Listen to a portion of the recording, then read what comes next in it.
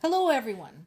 Russia's Foreign Minister Lavrov says there are no misunderstandings between US and Russia over Ukraine. Well, isn't that nice? Were there any? And what were they? What exactly were the misunderstandings? And saying that those were resolved during the December 2nd meeting involving Witkoff and Kushner. Did you just give them your instructions? Clarified those? Is that what's going on? Because I'm really curious what this means. And, of course, then there's this. Misunderstandings or not, countries involved in this war are not US and Russia, it's Russia and Ukraine, and Russia is the aggressor.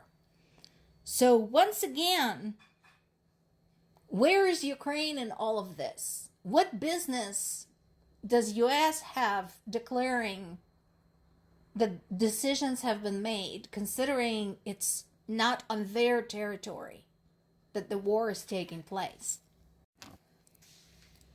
The questions regarding occupied territories that Russia wants and unoccupied territories, which Russia also wants, all those questions continue to be open. Now, one of the other sticking points is the fact that Zaporizhia nuclear power plant, the most powerful nuclear power plant in Europe, is also currently under Russian control, and it hasn't been doing so hot, in case you haven't noticed. So all of those questions have yet to be resolved. Now, White House Press Secretary Caroline Leavitt says that Donald Trump is sick of all these discussions. And I can tell you exactly why, because remember how a year ago, after he got elected, he said he would have the war in Ukraine resolved in 24 hours after taking office, and now it's been almost a year. And of course he's sick because he has a short attention span. He doesn't fucking know what he's talking about one day to the next. So yeah, he doesn't want any more talk. He wants action, according to Leavitt. Well, what kind of action do you want? Because if you want Ukraine to surrender, then the answer is no. That's not an action. That's a disaster. And no, nobody's going to jump just because Trump said he's tired of talking. Maybe, had he not been in bed with his BFF Putin, more positive action would have taken place by now. Now, what is actually going on, and this is coming from Ukraine and from the European allies. So, several things are being pointed out. Of course, the obvious that Russia wants the whole of Donbas and Ukraine doesn't want to give it back. And to Zelensky's point, he already said that Ukrainian government has no right to just hand over Ukrainian sovereign territory without the consent of the people. So, what he said that this should be decided by Ukrainian people. They should decide whom they want to be with.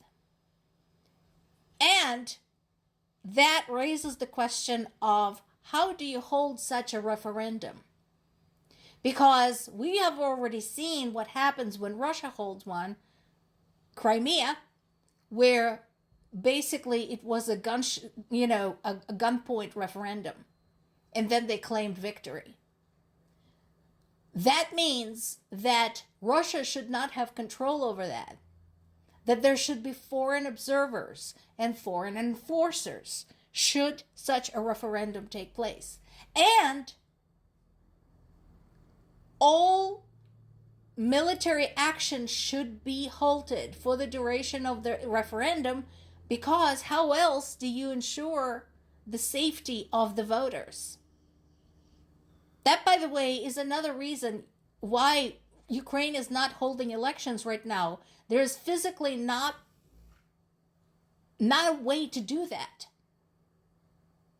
It's dangerous. We know that Russia targets any area where there is a large accumulation of people. Imagine what they would do to polling places. So that's one thing. Let's stop shooting. Let's let Ukrainian people decide what they want to do.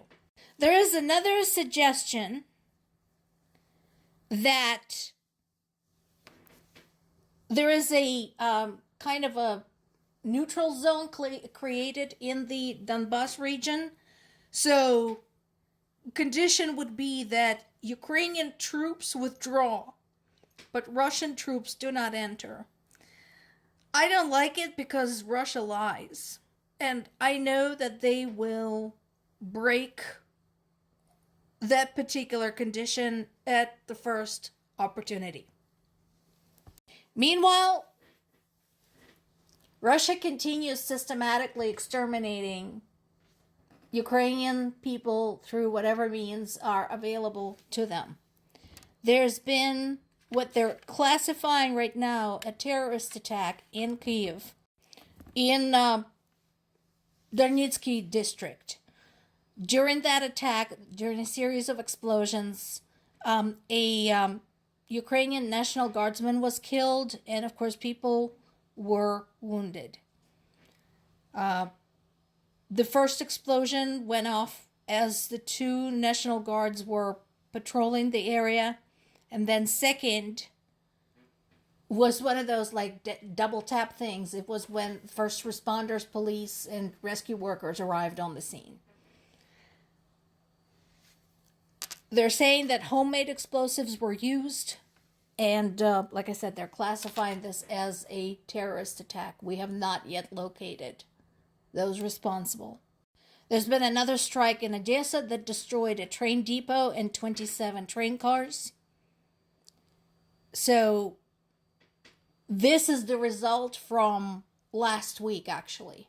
So the attack took place last week. They're only finally now able to assess all of the damage. So again, not surprisingly, this was a targeted strike on civilian infrastructure. These were just your basic commuter trains that provide services from Odessa to Kyiv, to Chernihiv, to Sumy. There were no military targets there. They just bombed it because they bombed it. Ukraine was able to bring back another group of children from Russian-occupied territories, specifically in Kherson region. The group includes children aged 4 to 16, as well as one adult.